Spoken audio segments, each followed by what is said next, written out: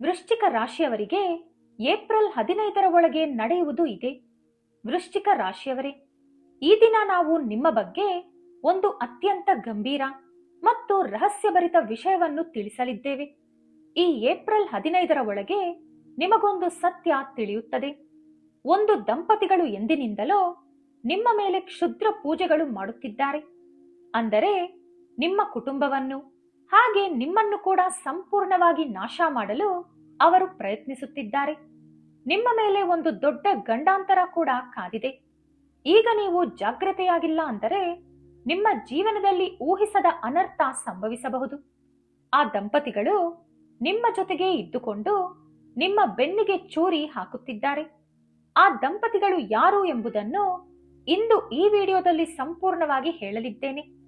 ಈ ವಿಡಿಯೋ ನೋಡುವ ಮೊದಲು ಕಮೆಂಟ್ನಲ್ಲಿ ಓಂ ನಮಃ ಶಿವಾಯ ಎಂದು ಬರೆಯಿರಿ ಮತ್ತು ವಿಡಿಯೋಗೆ ಒಂದು ಲೈಕ್ ಕೊಡಿ. ಇದರಿಂದ ಇನ್ನಷ್ಟು ವೃಶ್ಚಿಕ ರಾಶಿಯವರಿಗೆ ಈ ವಿಡಿಯೋ ತಲುಪುತ್ತದೆ, ಹಾಗೆ ನಮಗೂ ಪ್ರೇರಣೆ ಸಿಗುತ್ತದೆ. ಇನ್ನೂ ನಮ್ಮ ಚಾನೆಲ್ ಅನ್ನು ಸಬ್ಸ್ಕ್ರೈಬ್ ಮಾಡ್ಕೊಂಡಿಲ್ಲ ಅಂದ್ರೆ ಖಂಡಿತ ಈಗಲೇ ಸಬ್ಸ್ಕ್ರೈಬ್ ಮಾಡ್ಕೊಳ್ಳಿ. ಈಗ ವಿಷಯಕ್ಕೆ ಬರೋಣ.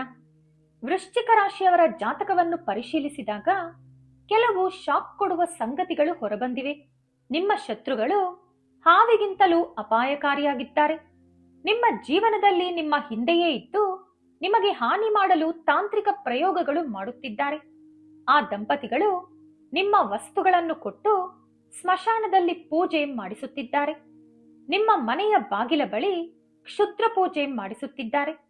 ಆದರೆ ವಿಚಿತ್ರ ಏನೆಂದರೆ ಹೊರಗೆ ಅವರು ನಿಮ್ಮ ಅತ್ಯಂತ ಹಿತೈಷಿಗಳಂತೆ ನಡೆದುಕೊಳ್ಳುತ್ತಿದ್ದಾರೆ. ನಿನ್ನ ಕ್ಷೇಮವೇ ನನಗೆ ಮುಖ್ಯ, ನಿನ್ನ ಸಂತೋಷವೇ ನನ್ನ ಸಂತೋಷ ಎಂದು ಸಿಹಿ ಮಾತುಗಳನ್ನು ಆಡುತ್ತಾರೆ. ನೀವು ಕೂಡ ಅವರನ್ನು ನಂಬಿ ನಿಮ್ಮ ಸಮಸ್ಯೆಗಳಿಗಾಗಿ ಅವರ ಬಳಿ ಸಲಹೆ ಕೇಳುತ್ತೀರಿ. ಆದರೆ ಇದೇ ನಿಮ್ಮ ದೊಡ್ಡ ತಪ್ಪು. ಅವರು ಕೊಡುವ ಪ್ರತಿಯೊಂದು ಸಲಹೆಯೂ ನಿಮ್ಮನ್ನು ಹಿಂದಕ್ಕೆ ಎಳೆಯಲು ಮಾತ್ರ.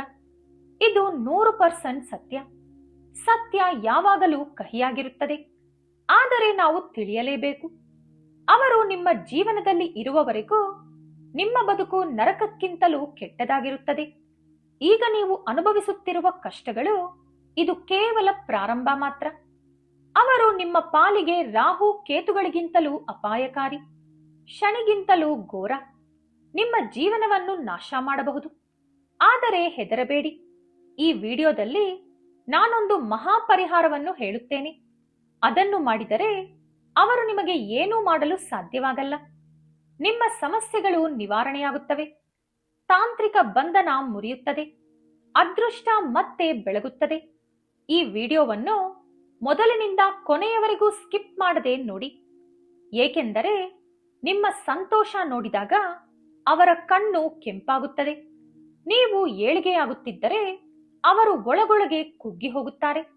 ಅಸೂಯೆಯಿಂದ ತಂತ್ರ ಮಂತ್ರ ಮಾಡಿಸುತ್ತಿದ್ದಾರೆ. ನಿಮ್ಮ ಬುದ್ಧಿಯನ್ನು ಕಟ್ಟಿ ತಪ್ಪು ನಿರ್ಧಾರ ತೆಗೆದುಕೊಳ್ಳುವಂತೆ ಮಾಡುತ್ತಿದ್ದಾರೆ. ನಿಮ್ಮ ಕುಟುಂಬದ ಹಿತಕ್ಕಾಗಿ ಅವರಿಂದ ನೀವು ದೂರ ಇರಬೇಕು. ನಾನು ನಿಮಗೆ ಭಯ ಹುಟ್ಟಿಸಲು ಇದೆಲ್ಲ ಹೇಳುತ್ತಿಲ್ಲ, ನಿಮ್ಮನ್ನು ಎಚ್ಚರಿಸಲು ಮಾತ್ರ ಹೇಳುತ್ತಿದ್ದೇನೆ. 2026ರ ಆರಂಭದಿಂದಲೇ ನಿಮ್ಮ ಜೀವನದಲ್ಲಿ ಎಲ್ಲವೂ ಅಡಚಣೆಗಳಿಂದ ತುಂಬಿದೆ. ನೀವು ಶುರು ಮಾಡಿದ ಕೆಲಸಗಳು ಮಧ್ಯದಲ್ಲೇ ನಿಲ್ಲುತ್ತಿವೆ.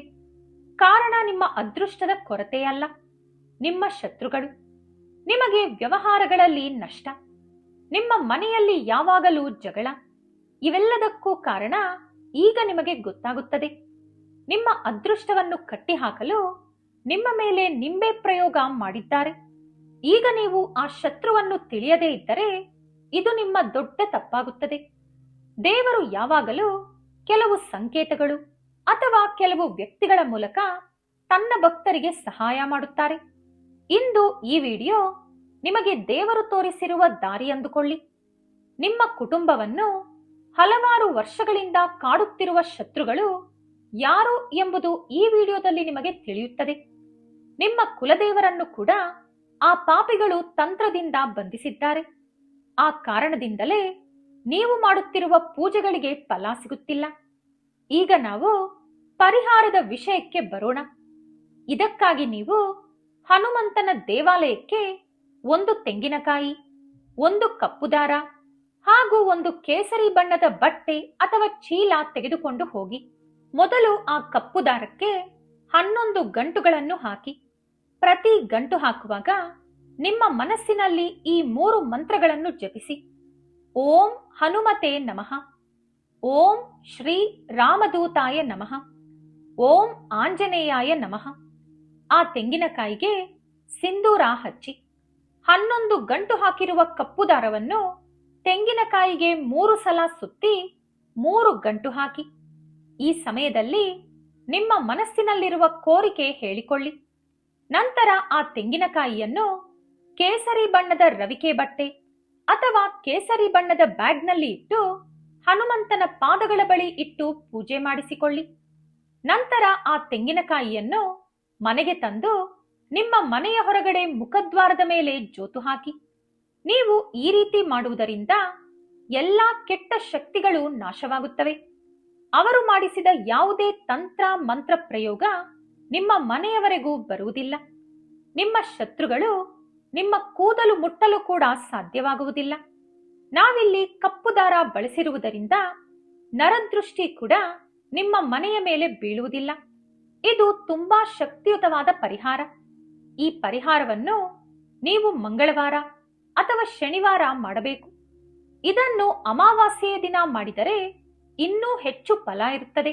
ಹಾಗೆ ನೀವು ಈ ಪರಿಹಾರ ಮಾಡಿಸುವ ದಿನದಂದು ನೆನೆಸಿಟ್ಟ ಕಡಲೆಕಾಳಿನಿಂದ ಒಂದು ನೈವೇದ್ಯ ತಯಾರಿಸಿಕೊಳ್ಳಿ.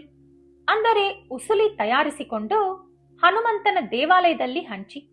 ಇದರ ಜೊತೆಗೆ ಬೆಲ್ಲದಿಂದ ತಯಾರಿಸಿದ ಯಾವುದಾದರೂ ಸಿಹಿ ಕೂಡ ಆ ದಿನದಂದು ನೀವು ಅಲ್ಲಿ ಬಂದ ಭಕ್ತರಿಗೆ ಹಂಚಬೇಕು.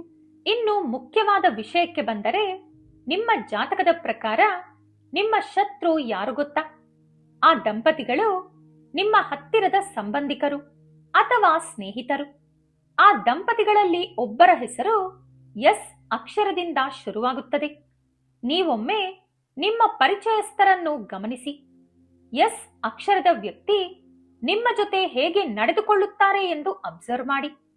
ಏಪ್ರಿಲ್ 15ರ ಒಳಗೆ ಅವರು ಯಾರು ಎಂದು ನಿಮಗೆ ಕ್ಲಾರಿಟಿ ಬರುತ್ತದೆ.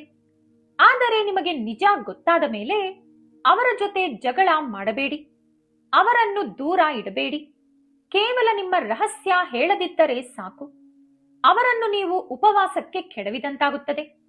ವಿಷಯ ತಿಳಿಯುತ್ತಿಲ್ಲ ಎಂಬ ದುಃಖದಿಂದಲೇ ಅವರು ಒಳಗೊಳಗೆ ಕುಗ್ಗಿ ಹೋಗುತ್ತಾರೆ. ಯಾವುದೇ ಗುಟ್ಟು ಹೇಳಬೇಡಿ. ಹಾಗೆ ನೀವು ಬಚ್ಚಿಡುತ್ತಿದ್ದೀರಿ ಎಂಬ ಅನುಮಾನ ಅವರಿಗೆ ಬರಬಾರದು. ನೀವು ಎಂದಿನಂತೆ ಇರಿ, ಎಂದಿನಂತೆ ಮಾತನಾಡಿ. ವೃಶ್ಚಿಕ ರಾಶಿಯವರಿಗೆ ಒಂದು ಕೆಟ್ಟ ಅಭ್ಯಾಸ ಇದೆ. ಏನೆಂದರೆ ಎಲ್ಲರಿಗೂ ನಿಮ್ಮ ರಹಸ್ಯ ಹೇಳುವುದು. ಇನ್ನೊಂದು ಇರುವುದು ಇದ್ದ ಹಾಗೆ ಮಾತನಾಡುವುದು.